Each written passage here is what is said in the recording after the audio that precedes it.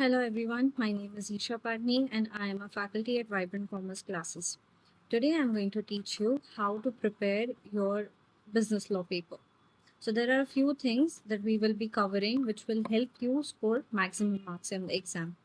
Law relatively आपके लिए एक टेक्निकल सब्जेक्ट है, काफ़ी एडवांस सब्जेक्ट है, बहुत सारी चीज़ें होती है, बहुत सारे कॉन्सेप्ट्स होते हैं, बहुत सारे सेक्शंस होते हैं, एक्ट्स होते हैं, ईयर्स होते हैं याद रखने के लिए and it gets very confusing.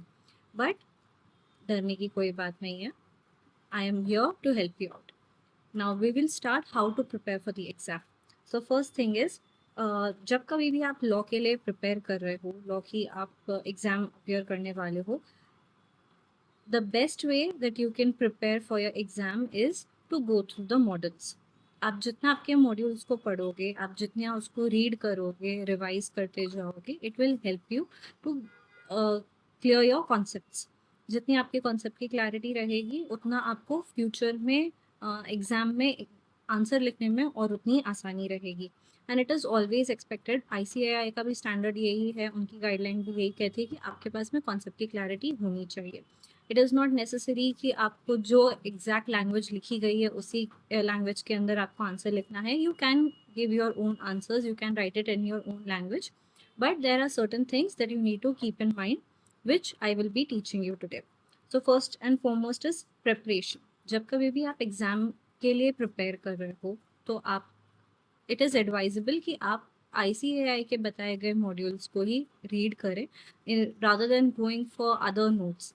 Obviously आपको जो इंस्टीट्यूट में नोट्स दिए जाते हैं वो आपके लिए हेल्पफुल होते हैं, आपके कॉन्सेप्ट अंडरस्टैंडिंग के लिए आपको काफ़ी मदद करते हैं. You should obviously go through that, but module read करना बहुत ज़्यादा ज़रूरी है. जितना ज़्यादा आप मॉड्यूल को रीड करोगे, जितने बार आप चैप्टर्स को गो थ्रू करोगे, उतना ही वो कॉन्सेप्ट आपको और क्लियर होता जाएगा.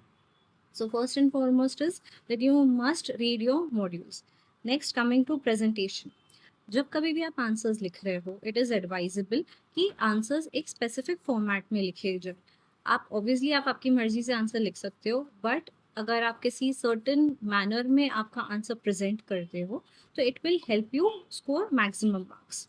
Now we will, in case of case studies, let's start with case studies. जब कभी भी आपको केस स्टडीज पूछी जाती है तो a certain format must be follow and this is as per the guidelines of ICAI.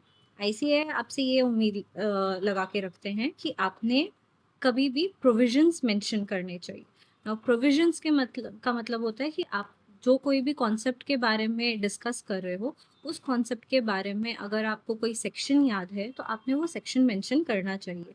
आपने स्टार्टिंग आंसर में आप या तो फैक्ट से शुरू कर सकते हो, बट ऑब्वियसली एडवाइजेबल ये होता है कि आप प्रोविजन से स्टार्ट करो.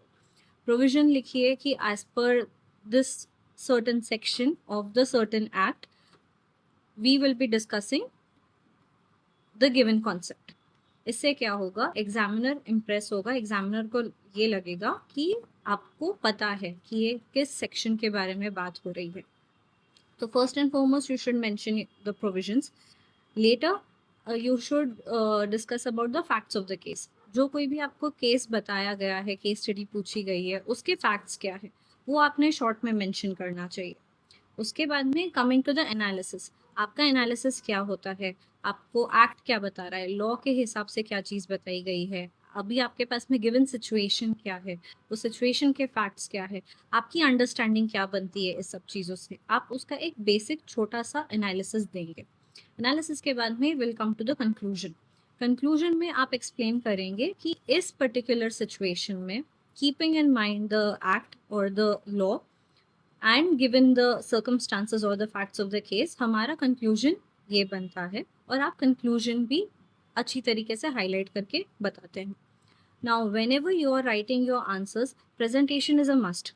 प्रेजेंटेशन के लिए हम एडवाइस करते हैं कि जब कभी भी आप क्वेश्चंस लिखें, आप जब कभी भी आंसर्स लिख रहे हैं तो you should mention the question number in the middle of the page. In the middle of the page starting में ही आप एक हेडिंग की तरह आप आपका क्वेश्चन नंबर लिखते हो. फिर you will start with the provisions. Now when you're starting with the provisions, you should also make sure your provisions are properly highlighted. Now highlighted का ये मतलब नहीं है कि you are using some sort of a highlighter in the paper. That is not acceptable. First and foremost, जब कभी भी आप प्रोविजंस लिख रहे हो, you make sure either you are writing it in a box or you're underlining it or you're just making the term pop up in the paper, ताकि सामने वाले को पता रहे कि आप इस पर्टिकुलर पॉइंट आपने प्रोविजन लिखा है, जो एग्जामिनर है उन्हें पता चले कि आपने प्रोविजन मेंशन किया है अच्छे तरीके से। तो प्रोविजंस को हाईलाइट करिए, फैक्ट्स को हाईलाइट करिए, ये जो आपके टाइटल्स है प्रोविजंस, फैक्ट्स, कंक्लूजन, एनालिसिस, इन सबको हाईलाइट करिए।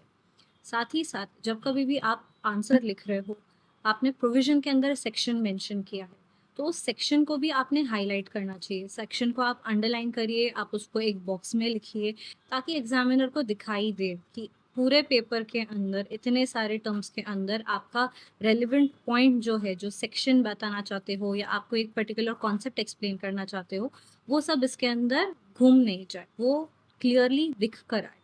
इसीलिए इट इज़ एडवाइजेबल कि आप उन्हें अच्छी तरीके से हाईलाइट करिए, उसे अंडरलाइन करिए या उसे एक बॉक्स में लिखिए। ठीक है। Next, coming to the revision part. अब ये तो प्रेजेंटेशन, ये एक केस स्टडी में हो गया। जब कभी भी आप आंसर्स लिख रहे हो, there are certain things that you need to keep in mind. जैसे कभी भी आपको एक्ट पूछा गया है, आप किसी एक्ट को मेंशन करते हैं।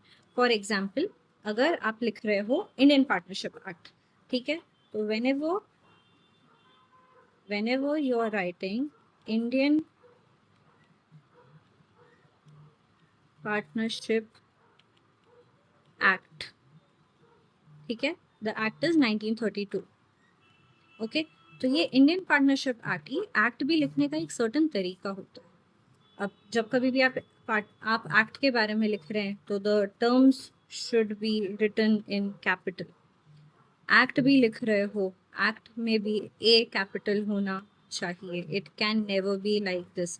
Lot of students make this mistake and इसका ओवरऑल इम्पैक्ट आपके पेपर पे आता है, जो कि काफ़ी नेगेटिव इम्पैक्ट आता है। मेक श्योर आपको ईयर बराबर याद है, आप बराबर ईयर मेंशन कर रहे हैं। 1932 की जगह 1936 लिख दिया, पूरा आंसर गलत। आपने पूरा कॉन्सेप्ट बराबर लिखा होगा, आपने सारी चीज़ें एक्सप्लेनेशन बराबर दिया होगा, आपने एक्ट गलत लिखा, आपने यहाँ पे एक छोटा ए लिखा, ये आपने कैपिटल में नहीं लिखा। इस सब का बहुत नेगेटिव इम्पैक्ट होता है and this could make you lose marks, which we don't want to do. Next thing, आप जब कभी भी आंसर्स लिख रहे हैं, वो टाइम पे, ये बहुत बेसिक चीज़ हो गई, बहुत माइन्यूट चीज़ हो गई, लेकिन इसका बहुत बड़ा इम्पैक्ट पड़ता है।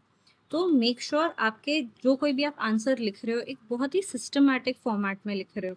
Now coming back to the language also, ICAI आपसे ये नहीं उम्मीद लगाता है कि जैसी लैंग्वेज टेक्स्ट बुक में दी गई है, सेम लैंग्वेज आप आपके भी आंसर्स में लिखिए।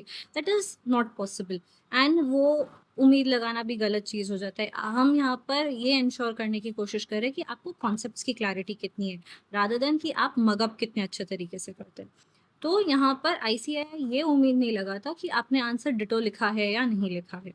दैट इज़ फाइन अगर आप आपकी लैंग्वेज में लिखते हो, but you need to make sure you're using the right terminology, you're using the right technical words, because at the end of the day law का पेपर है, टेक्निकल सब्जेक्ट है, advance subject है, तो आपसे थोड़ी लीगल टर्मिनोलॉजी एक्सपेक्टेड होती है।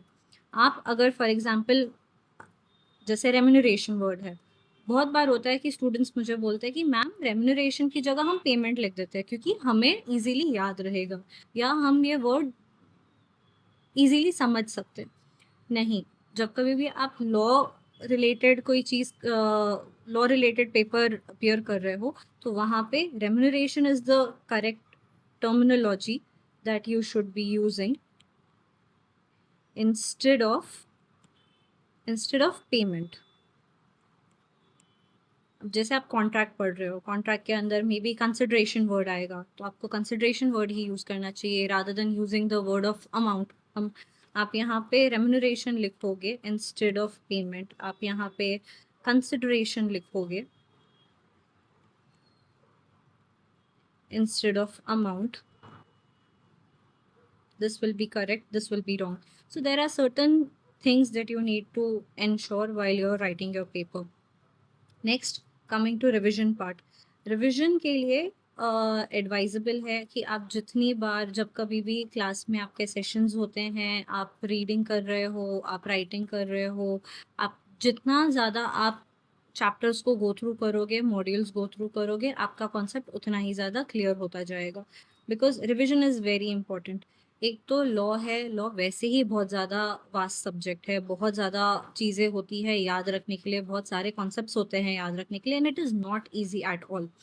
But what you can do is, when ever, this is a tip जो मैं हर स्टूडेंट को देती हूँ, कि जब कभी भी आप रिविजन कर रहे हो, जब कभी भी आपको आज क्लास में सिखाया गया है, make sure next day you go through it before coming to the class. अब लॉ बहुत वास्ट है, बहुत सारी चीज़ें, अगेन लॉ आपका थ्योरी पेपर है, आपको लिखना है, this is not an MCQ paper. तो what you can do is, revision आप आपके तरीके से कर सकते हो, कि आपने जो कुछ भी सीखा है, जो कुछ भी आपने रीड किया है मॉड्यूल में या अपने क्लास में जो भी आज सीखा है, वो सारी चीज़ें आप घर पर जाके खुद की लैंग्वेज में लिख कर निकालिए। आप आपके खुद के नोट्स बनाइए instead of relying on your teachers के नोट्स। ऑब्वियसली टीचर्स के नोट्स भी काफ़ी यूज़फुल होते हैं, उनको भी आप रीड करिए, लेकिन जब तक आप खुद से आपके नोट्स नहीं बनाएंगे, तब तक वो आपको कॉन्सेप्ट उतना क्लियरली नहीं समझ में आएगा, या आपकी उतनी क्लैरिटी नहीं आएगी। जितना आप राइटिंग करोगे, उतना ही आपका राइटिंग में फ्लेयर आएगा, आपकी लैंग्वेज उतनी डेवलप होती जाएगी, ओवरऑल आपके पेपर पे बहुत अलग इम्पैक्ट बनेगा। Next thing is test. Make sure आप जितने टेस्ट हो सकते हैं आप उतने टेस्ट अपियर करें। टेस्ट सीरीज होती है, हमारे पास हमारी क्लास में टेस्ट सीरीज चलती है, तो जितने ज़्यादा से ज़्यादा आप टेस्ट के लिए अपियर करते जाएंगे, उतना आपको क्लियर होते जाएगा कि पेपर किस तरीके से सॉल्व करना है। आपको एक क्लैरिटी आएगी कि आपने कितने आपको अंडरस्टैंडिंग कितनी है। जितने आप टेस्ट अपेयर करते जाएंगे, उतने ही आप बेटर होते जाएंगे। आपको एक अंडरस्टैंडिंग आएगी कि आप अभी फ़िलहाल किस स्टेज पर हो, आप कितने प्रिपेयर्ड हो, और कितने और आपको और इस सब्जेक्ट के ऊपर या किस पर्टिकुलर चैप्टर पे और कितनी ज़्यादा मेहनत करनी है। Next is writing notes and charts. So charts is my method of teaching. मैं जब कभी भी पढ़ाती हूँ, मैं ज़्यादातर करके आपको नोट्स टेबल फॉर्मेट में, चार्ट फॉर्मेट में बनवाती हूँ। मेरा ये मानना है कि अगर आप खुद से चार्ट्स प्रिपेयर करेंगे, कॉन्सेप्ट वाइज, सब्जेक्ट वाइज, आपको वो ईजी जाएगा याद रखने के लिए। You can go through it as many number of times as you can. Writing, जब कभी भी आईसीएआई आपको टेक्स्ट बुक के अंदर क्वेश्चंस के आंसर्स प्रोवाइड करते हैं, वो आपको एक स्टैंडर्ड फॉर्मेट बता रहे हैं कि किस तरीके के आंसर्स एक्सपेक्टेड है। बट आई वुड सजेस्ट कि आप खुद से जो उनके आंसर्स है, भले ही आप उनको एक बार रीड करिए, पर आप खुद की तरीके से एक आंसर फॉर्म करने की कोशिश करिए। जब तक आप खुद से कोई भी क्वेश्चन के आंसर सॉल्व नहीं करेंगे इन योर ओन लैंग्वेज, तब तक आप उस कॉन्सेप्ट को लेके 100% श्योर नहीं हो पाएंगे। Then coming to notes, notes आपको हम प्रोवाइड कर रहे हैं, but you need to work on yourself, you need to make your own notes, so that आपको ईजी रहे समझने के लिए कॉन्सेप्ट्स, और आपको ये याद रहे कि आप आपके खुद के एग्जाम्पल्स यूज़ कर सकते हैं, आप उसको प्रिसाइज कर सकते हैं। You don't need to rely on somebody else's notes. Obviously जो नोट्स हम आपको क्लास में प्रोवाइड करते हैं वो भी प्रिसाइज होते हैं, वो भी टू द पॉइंट होते हैं, वो आपको यूज़फुल रहेंगे, लेकिन making your own notes will help you score more marks, because it will clear up your mind and it will give you much more clarity on the topic. Then keywords. Yes, so this is another important thing to remember. जब कभी भी आप exam में answers लिख रहे हो, make sure that you're using the right keywords and you're highlighting those keywords by underlining it or by writing it in a box, और ताकि एग्जामिनर को पता रहे कि आप इम्पॉर्टेंट टर्मिनोलॉजी यूज़ कर रहे हो, आप टेक्निकल टर्मिनोलॉजी यूज़ कर रहे हो, आपको पता है इन वर्ड्स का मीनिंग क्या होता है। कीवर्ड्स, जब कभी भी जो कोई भी आंसर आप लिखो उसके अंदर make sure to underline your keywords. You can even try to write it in capital letters if it works for you, it is not necessary, but keywords आपने हमेशा लिखने चाहिए। जब कभी भी आप डेफिनेशन लिख रहे हो, डेफिनेशंस के अंदर आपने कीवर्ड्स मेंशन करना चाहिए, आंसर्स के अंदर आपने कीवर्ड्स मेंशन करना चाहिए, rather than using your own simple plain language or regular English language। जो आपको टेक्निकल टर्मिनोलॉजी बताई गई है वो आपने यूज़ करनी चाहिए। Then coming to the acts, years और सेक्शंस। नाउ बहुत बार होता है कि आप जब कभी अभी सीए फाउंडेशन है, रिलेटिवली कम चैप्टर्स है या कम एक्ट्स है, जैसे जैसे आपकी आगे पढ़ाई एडवांस होती जाएगी आपको और एक्ट्स के बारे में पढ़ना पड़ेगा, बहुत सारे सेक्शंस पढ़ने पड़ेंगे, बहुत सारे ईयर्स याद रखने पड़ेंगे, बट ये तो आपको करना पड़ेगा। सेक्शंस आई अंडरस्टैंड बहुत सारे होते हैं, याद रखना पॉसिबल नहीं होता है, तो इट इज़ फाइन अगर आपको सेक्शंस याद नहीं है, don't mention it. What you can do is simply, जब कभी भी आप पेपर लिख रहे हो आपको कोई सेक्शन याद नहीं आता है, तो just you can write as per relevant section और प्रोविजन